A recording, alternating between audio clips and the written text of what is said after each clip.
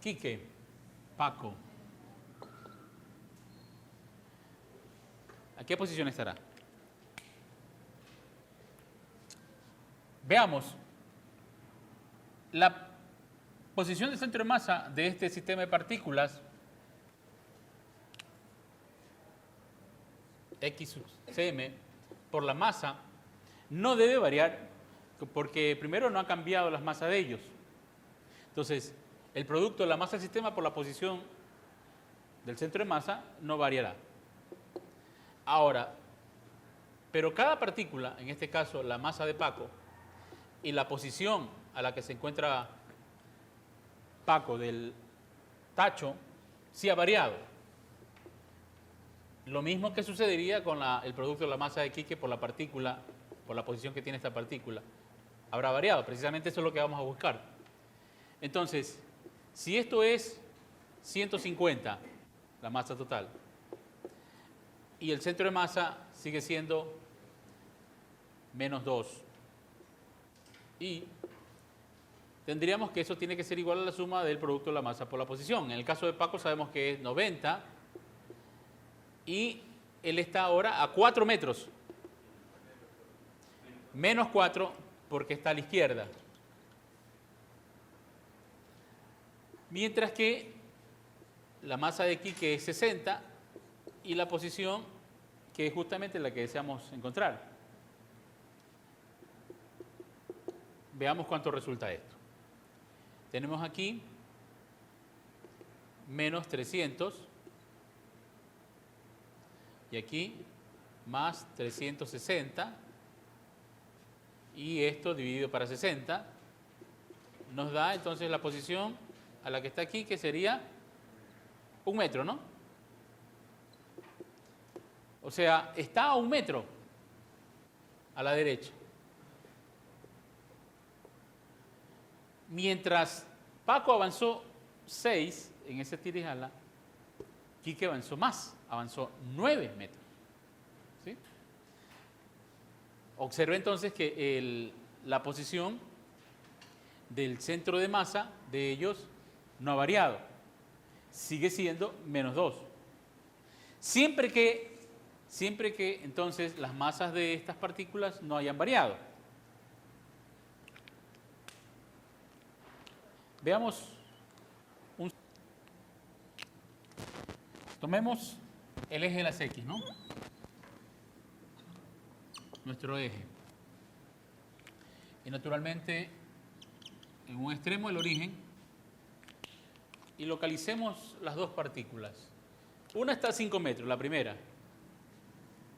Entonces, esta que está a 5 metros, vamos a llamarla masa 1, y tiene 2 kilogramos. Eso dije. Y la posición a la que está es 5 metros, a la derecha, ¿no? Del origen. La segunda partícula tiene una masa de ¿cuánto? 11. Esta tiene una masa de 11. Y su posición es 11 metros. ¿Ah? ¿Está bien? Esas son las dos masas, ¿no? Intuitivamente, ¿dónde creen ustedes que está ubicado el centro de masa? ¿A la izquierda de la masa 1? ¿A la derecha de la masa 2? ¿O entre las dos masas? El centro de masa debería estar ubicado entre las dos masas. ¿En la mitad? ¿Más cerca de M1 o más cerca de M2? Más cerca de M2, que tiene 11 kilogramos. Eso se trata entonces de determinar primeramente cuál es esa posición del centro de masa, esa localización. Entonces tendríamos, ¿verdad?, la masa 1 por la posición 1, la masa 2 por la posición 2, dividido para la masa del sistema, que sería la sumatoria de las dos masas. Reemplacemos valores. 2 kilogramos, 5 metros, más 11 kilogramos por 11 metros, dividido para 2 más 11.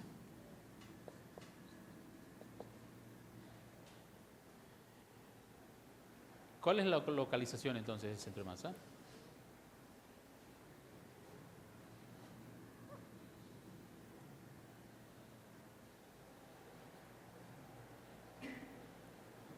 ¿En qué lugar está saliendo? Calculemos.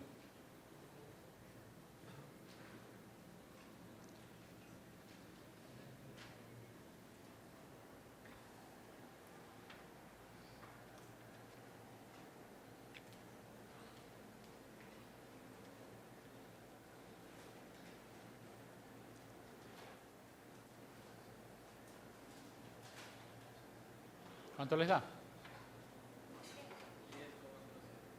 10. 10,07. 10. O sea que estaría a 10 metros. La localización del centro de masa. 10 metros. Bien. Lo segundo es determinar si estas partículas se mueven y las fuerzas externas que estarían interviniendo sobre ellas es cero, nulas, no hay fuerzas externas. Entonces debería conservarse la cantidad de movimiento. Recuerde, cuando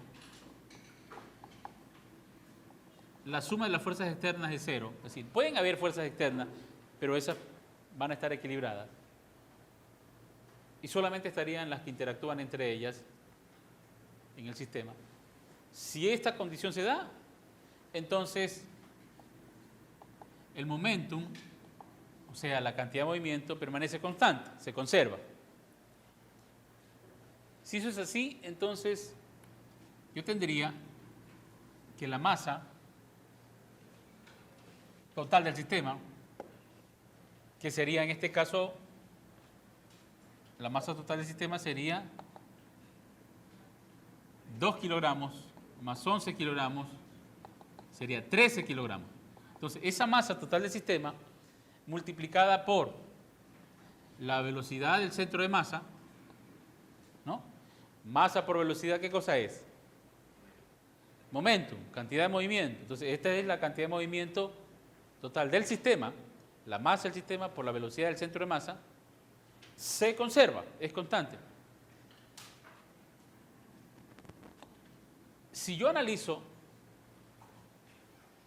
la cantidad de movimiento que tendría cada partícula en cuestión, independientemente, yo tendría entonces la masa 1 por la velocidad a la que se mueve la partícula 1. A ver, para el caso B, ¿cuánto dijimos que es la rapidez a la que se mueve la partícula 1? 4, y se acerca, se mueve para la derecha. La partícula 2, para la izquierda, ¿de cuánto?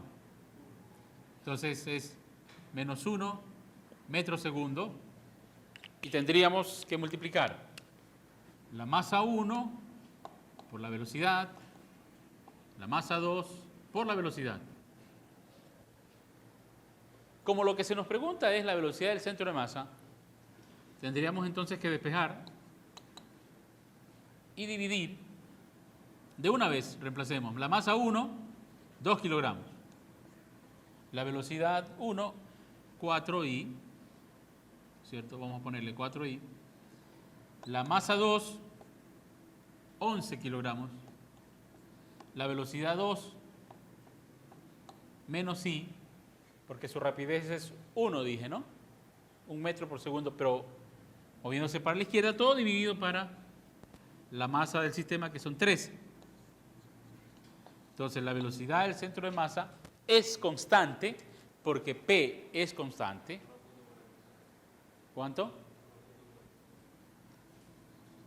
1.46. ¿Están de acuerdo con lo que dice su compañero? Eso sale.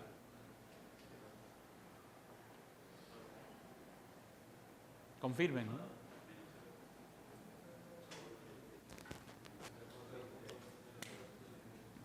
Si esta masa 2 tiene más velocidad, fíjense, la masa 11 tiene una menor rapidez.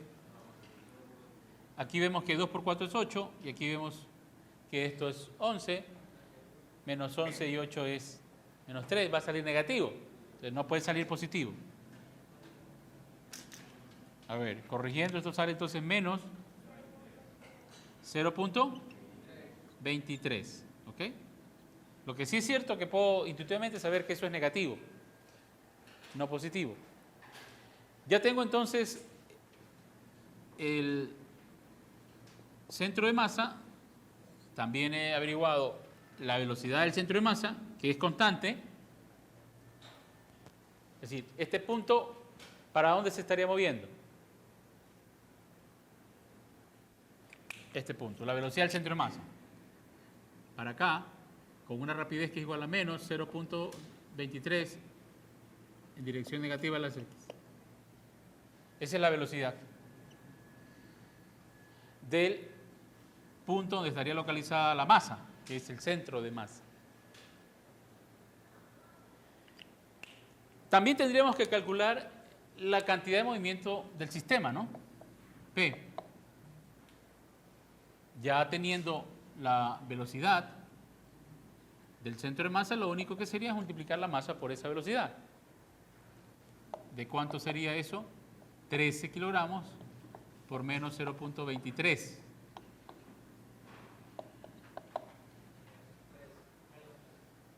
Menos 3. Okay. ¿Qué unidades tiene el momentum, la cantidad de movimiento? Kilogramos por metros sobre segundo.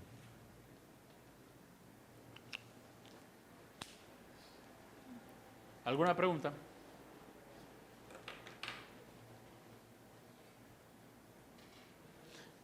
Bueno, a ver, entonces, en la revisión de este ejercicio hemos dado cuenta, por un lado, que cuando ustedes calculan el centro de masa, recuerden, lo que están calculando es la media de la posición ponderada en la masa, ¿no?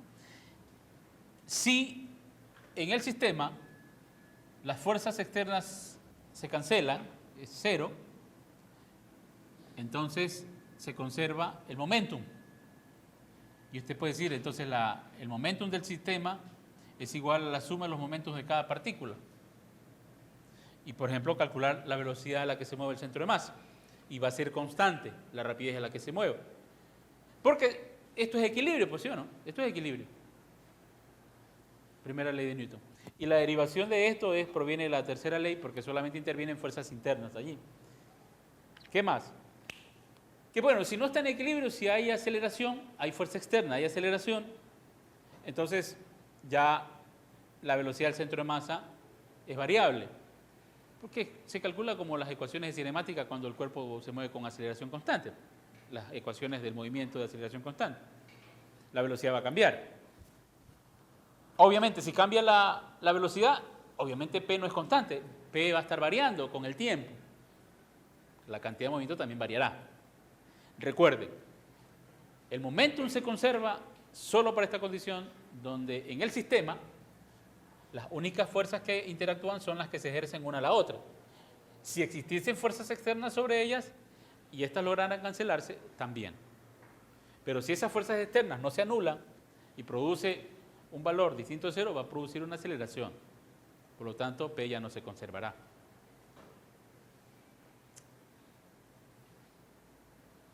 Un enfoque con esto del momentum vectorial, gráfico, de cómo relacionar las cantidades de movimientos es el siguiente. Nosotros en clases anteriores habíamos hablado, ¿se acuerdan de los choques, no? Vamos a suponer una situación gráfica antes de impactar dos bolas de billar. Vamos a suponer que tenemos, no el típico paño, porque claro, el paño en la mesa de billar tiene fricción y a unos segundos después de haber golpeado, el paño le va a restar energía cinética, o los golpes con las bandas también. Vamos a suponer entonces que tiene la base la mesa sin fricción y la situación es de dos masas idénticas de bolas de billar.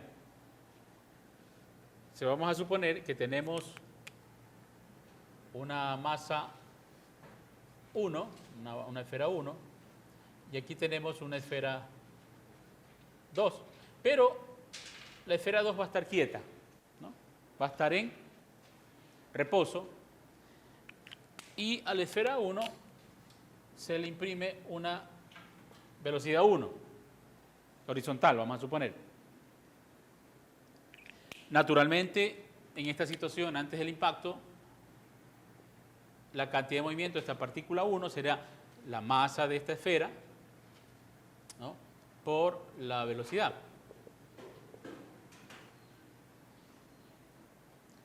En la situación después de impactar, o sea, después de la colisión, después del choque, imaginamos que la intención era meter esto en una de las buchacas y después del choque esa partícula 2 ha sido golpeada y va directo a la buchaca. Entonces, la partícula 2 registrará una velocidad en esta dirección, v sub 2. Y la partícula 1 después del choque saldrá también disparada para otro lado. Vamos a imaginar por acá la partícula 1 con una velocidad v1. La pregunta es ¿con qué dirección se saldrían disparadas esas bolas? Esta es la situación antes de la colisión, puesto que después de la colisión cada una de ellas tiene una cantidad de movimiento, ¿no? M1, V1 después de la colisión y la partícula 2, el producto de la masa por la velocidad de esta partícula después de la colisión. En la colisión, acuérdense que si no hay otras fuerzas que las propias entre las esferas, entonces hemos dicho que la cantidad de movimiento se conserva, P. Entonces estaríamos diciendo, a ver, antes de la colisión, la cantidad de movimiento de la 1 más la de 2 debe ser igual a la suma de la cantidad de movimiento de la 1 y de la 2 después de la colisión. Se conserva. Pero aquí, en la situación antes de la colisión, la 2 estaba en reposo, por lo tanto P sub 2 es 0. Después de la colisión, las dos salen disparadas cada quien por su lado, pero sí tienen cantidad de movimiento. P1F y P sub 2F. Lo que nos hace ver de esta primera ecuación de la conservación del momentum es que tengo una expresión vectorial. Pues mírese, P1 es un vector, es la suma de P sub 1, pero después de la colisión, más la que tendría P sub 2 después de la colisión. ¿Esto qué es? Una suma de vectores. Entonces, dependiendo de qué tipo de choque tenga, inelástico o elástico, lo que sí es cierto es que lo que se va a tener es, a ver, si yo tengo este como el vector P sub 1 antes de la colisión, ¿verdad? Porque la masa por la velocidad daría un vector en la dirección de la velocidad. ¿Eso tiene que ser igual a qué? Tiene que ser igual a la suma de P sub 1 después de la colisión, porque esta vendría para acá, más P sub 2 después de la colisión. Entonces, si yo sumo P sub 1 y P sub 2 después de la colisión, tengo el momentum inicial, antes del choque. Es decir, observa siempre una suma vectorial, ¿no?, de los momentum después de la colisión con respecto al que tenía antes de la colisión. Por otro lado, si suponemos que los choques entre las esferas sea elástico, por ejemplo, perfectamente elástico, ¿qué significa eso? Que no hay pérdida de energía cinética. Entonces, un choque completamente elástico, estaríamos hablando de un coeficiente de restitución 1. La energía cinética antes y después es la misma. No hay pérdida de energía cinética. Y la energía cinética total del sistema de partículas, de estas dos esferas, antes del choque, ¿cuál sería? 1/2 de la masa 1 por la velocidad 1 antes de la colisión, pero al cuadrado, más 1/2 de la masa 2 por la velocidad 2 al cuadrado. Pero este término sería 0, porque la partícula 2 no tiene energía cinética, está en reposo. Y esto debe ser igual a la suma de la energía cinética de cada partícula después del choque, ¿no? Que sería 1/2 de m1, v sub 1 al cuadrado, después del choque, más 1/2 de m2 por v sub 2 al cuadrado, después del choque. A ver, el 1/2 lo podemos simplificar en todos los términos. Tendríamos el lado izquierdo, si multiplicamos por la masa, m al cuadrado, v1 al cuadrado, tomando en cuenta que si m1 es igual a m2, y a eso le llamamos m, ¿no? m1 es igual a m2, eso le llamamos, es decir, las masas de las bolas son idénticas, m, la de las bolas de billar. Entonces tenemos m cuadrado, estoy multiplicando por m, y eso es igual a,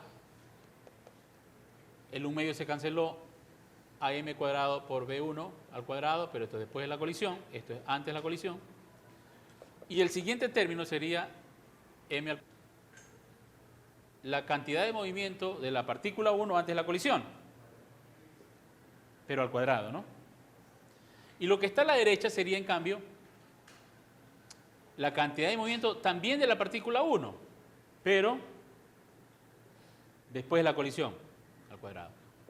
Y el último término sería la cantidad de movimiento al cuadrado de la partícula 2 después de la colisión. ¿Se da cuenta? Y esta última expresión de que la suma de los cuadrados de cada una de las partículas después de la colisión es igual a la cantidad de movimiento de la única partícula que se estaba moviendo antes de la colisión, que era 1, al cuadrado,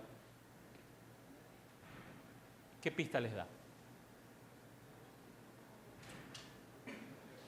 ¿Qué es qué?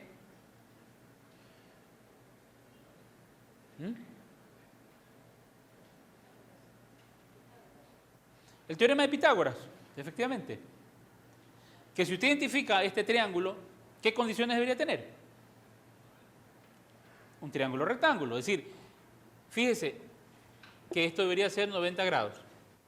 Para que cumpla la condición que dice P sub 1 al cuadrado F más la cantidad de movimiento de la partícula 2 después del choque al cuadrado es igual a la hipotenusa al cuadrado, que sería la cantidad de movimiento de la partícula 1 antes de la colisión. ¿Se dan cuenta? Pero, ¿es este triángulo rectángulo cuándo? No hay pérdida de energía cinética. Es un choque perfectamente elástico. ¿Estamos claros? Entonces, usted resuelve el triángulo y resuelve el problema de momentum por un triángulo rectángulo, muy simple. Ese es otro método para resolver problemas. Identificar. Ahora, claro, usted también podría tener un choque inelástico, ¿no? Pero en ese caso, por poner un ejemplo, no ha habido pérdida. Entonces usted tiene aquí